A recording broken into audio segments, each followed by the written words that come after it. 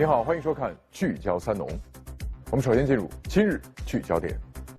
茶园里迎来远香客，知名度对不太够。Und ich bin begeistert von dieser Teereise。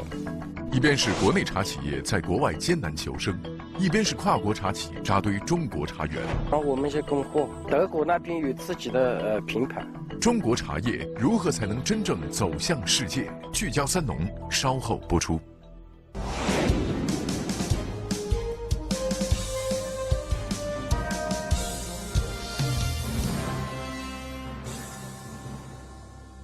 俗话说，开门七件事，柴米油盐酱醋茶。这前6个呢，说的都是跟吃有关的，唯独最后一个茶说的是喝，可见喝茶在我们中国人生活当中的地位。我国有全世界最大的茶叶种植面积，产出最优质的茶叶。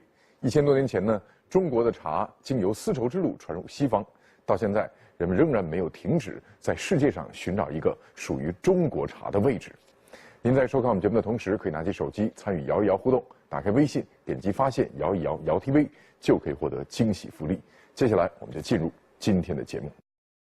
这几天，云南省普洱市整碗村的万亩茶园，迎来了几位远道而来的客人。对吗？对吗？对。Only mini buds and first leaf, second leaf, so only the top parts of these two leaves. Okay. Those old leaves contains more sugar flavor. 他们是从德国来的茶叶贸易商和游客，这次是专门来参观考察中国茶叶的。江南那边碧螺春啊、龙井啊、杭州那边去走一圈，然后就到云南这边，普洱、西双版纳这边来，就看这个普洱茶的这个发源地。德国华侨赵爱民已经在国外生活了30多年，也一直致力于中国文化的传播与推广。因为在国外喝中国茶的人并不多，知道了解中国茶文化的人更少。在德国，很多人就是说起来中国茶道根本没听说过。为了让更多的外国朋友了解中国茶与茶文化，最近几年，每年赵爱民都会带着国外的朋友来中国进行茶乡之旅，实地体验茶叶的制作过程，品味茶艺，让外国友人对这种神奇的东方树叶多了一些了解。I know very few tea names.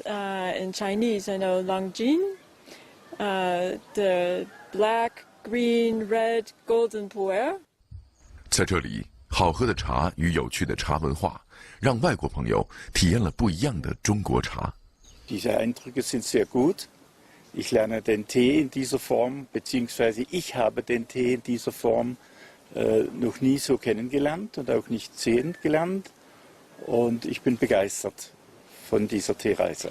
在西方国家，茶是一种饮品，茶叶生产也都是工业化加工生产的代泡茶，人们并没有赋予茶以太多的文化意义，他们也很难喝到像中国这样的茶。I have some green China tea in my desk in my office, but it's probably not as good as the tea that I get here. Because Europeans, they don't know that much about tea. 而在中国，茶不仅仅是一种饮品，更是一种流传千百年的文化。从种植到采收，再到加工工艺，每一个步骤都有十分细致的讲究。茶叶生产也与工业化大有不同。外国人他要的是大量采购的是3叶、4叶、2叶，这一部分。一芽一叶和芽头要的少，他拿回去了以后，他还要打絮，打絮了以后，他搞这个包茶、代泡茶嘛。我大概的了解了一下什么叫芽头，什么叫1叶、2叶、3叶。那我们来看一个啊，像这样的，这个就是芽头，这种呢是。一般做最高级的茶叶的时候，一般就用这样的芽头，全部是这样的小嫩芽，叶子还是卷的，没有展开。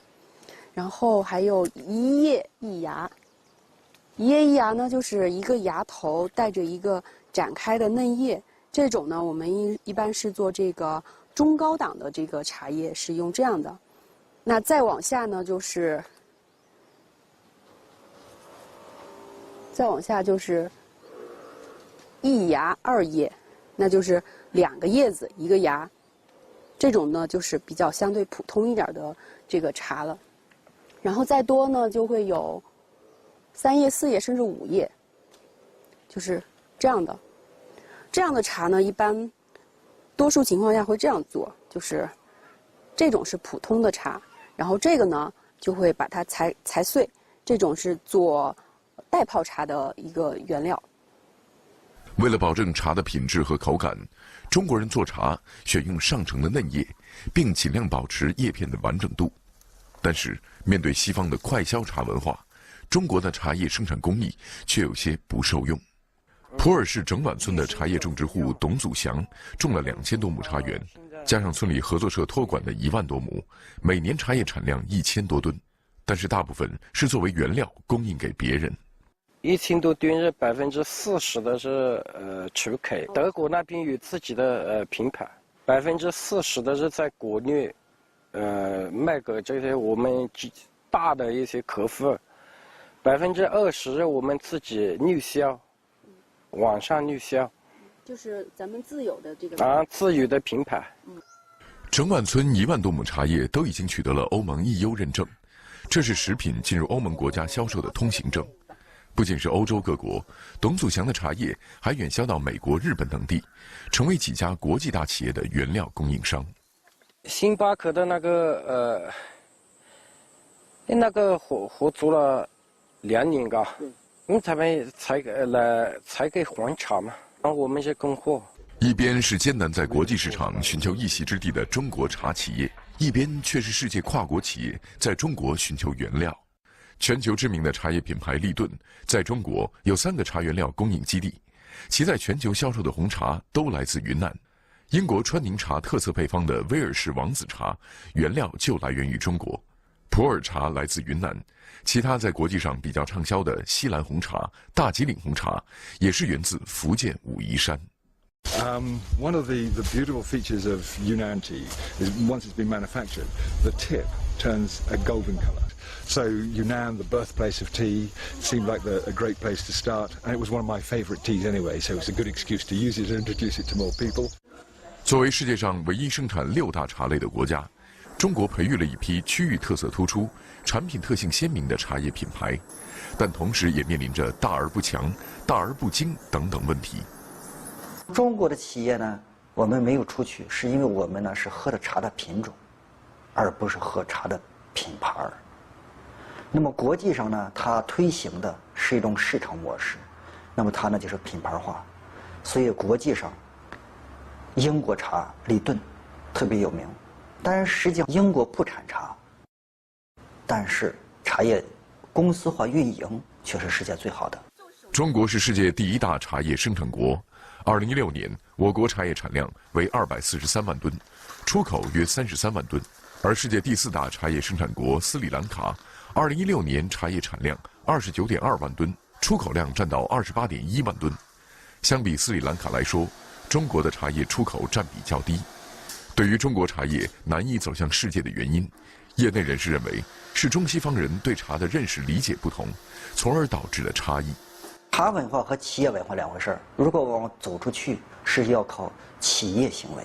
我们真实的茶叶文化是好的，但是茶叶作为市场的定位、准确度上，就作为一个企业或一个品牌，定位的准确度和开发力度、宣传力度，是我认为跟国际上其他茶叶公司比较，那还是一个相对比较低的水平，没有认识到市场本身行为所应该走的路子。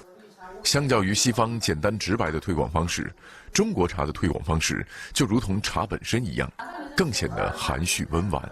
Ich habe viel über Tee gelesen in den letzten 10 Jahren und finde auch die Geschichte vom chinesischen Tee einfach interessanter und begeisterter. In Deutschland auf jeden Fall. Was ich glaube erkannt zu haben in dieser Woche, dass